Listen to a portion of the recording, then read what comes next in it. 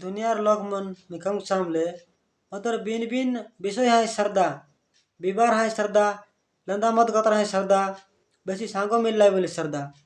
मतलब अमी के जो जीवन दिलाया थी से महापुर के मुझे जान ले आची कि नहीं बोले के चिंता न करती मतलब अमी के जीवन दिला महापुर के जानू ना लाई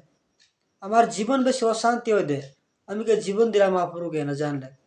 ये दुनिया लगा सरदा आज अच्छा कालिक नहीं मतलब लोग मन डाबू रहता बड़ लगे आस्ती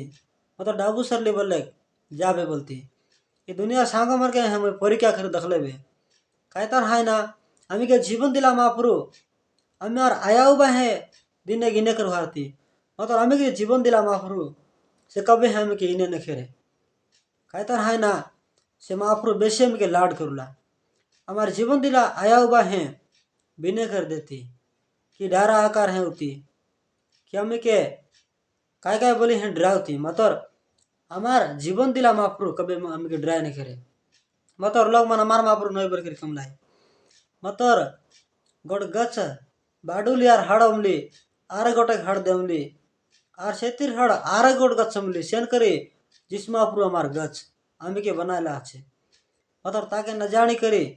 लोग मन हमार महापुरु नहीं बोल कर कमलाई मतलब कहता है बोले आकाश की हुर्ती भी के सबू महापुरु बनाला अच्छे ये कथा के लोग मन विश्वास करके नहार उलाए न चांच